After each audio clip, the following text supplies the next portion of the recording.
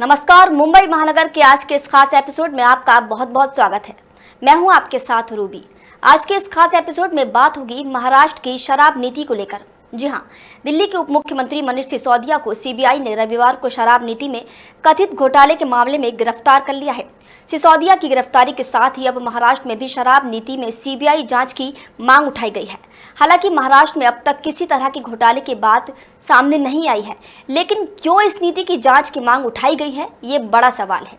आज हम इसी सवाल का जवाब जानेंगे कि आखिर विपक्षी दलों की ये मांग कितनी जायज है। सबसे पहले ये जान लीजिए कि अगर महाराष्ट्र शराब नीति की जांच होती है और अगर उसमें कोई घोटाला नजर आता भी है तो इसमें शिंदे सरकार नहीं उलझेगी, बल्कि पूर्व की उद्धव सरकार घिरेगी, क्योंकि बीजेपी ने उद्धव के शासन में आई शराब नीति में जांच की मांग उठाई है।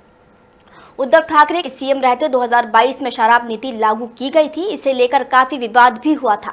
अब मनीष सिसोदिया की गिरफ्तारी के बाद बीजेपी के मुंबई अध्यक्ष आशीष शेलर ने इससे शराब नीति में घोटाले के आरोप लगाए हैं। लेकिन सवाल यही कि अगर यही शराब नीति महाराष्ट्र में भाजपा के शासनकाल में आई होती तो भी जांच की मांग उठाई जाती। खैर, ऐसा तो अब तक नहीं हुआ है, लेकिन महाराष्ट्र की जिस शराब नीति की जांच की मांग उठाई जा रही है, पहले उसे समझ लेते हैं। महाराष्ट्र में करीब 20 साल बाद नई और बदली हुई नीति अस्तित्व में आई है।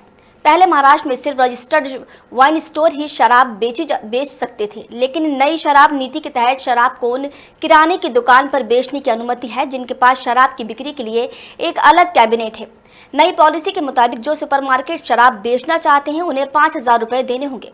हालांकि शिक्षा संस्थान या धार्मिक स्थान के पास मौजूद सुपरमार्केट में इसकी अनुमति नहीं है। ये प्रतिबंध तब लागू होता है जब सुपरमार्केट किसी नगरपालिका निकाय के 50 मीटर, किसी शैक्षणिक या धार्मिक संस्थान के 100 मीटर, बस स्टॉप के 100 मीटर या महाराष्ट्र राज्य सड़क परिवहन डिपो के 100 मीटर के दायरे में हो। 18 नवंबर 2021 को जारी नोटिफिकेशन के मुताबिक इम्पोर्टेंट शराब पर उत्पाद शुल्क घटाकर 150% कर दिया गया था। इससे आयातित शराब की कीमत 30 से 50% कम हो गई है।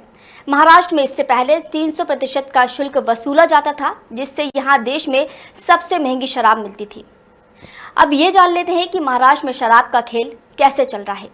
जी हाँ, भारत में शराब उद्योग में महाराष्ट्र राज्य का सबसे बड़ा योगदान है। रिपोर्ट्स के मुताबिक महाराष्ट्र को कुल आय का 65% टर्नओवर नासिक, पुणे और सांगली क्षेत्रों से मिलता है। महाराष्ट्र में हर रोज 80 से 90 लाख लीटर शराब की सेल होती है। यहाँ सालाना लाइसेंस की फीस 5,000 रुपए है। अब ऐसे में भाजपा विदेशी शराब पर कर छूट, बार और पब के लिए लाइसेंस शुल्क में छूट और किराने की दुकानों में शराब की बिक्री की अनुमति के मामले में उद्धव सरकार के फैसले की जांच की मांग कर रही है। तो आपको हमारी ये जानकारी कैसी लगी, कमेंट करके जरूर बताइए और साथ ही हमारे इस वीडियो को लाइक, शेयर और हमारे चैनल मुंबई महानगर को सब्सक्राइब जरूर कीजिए।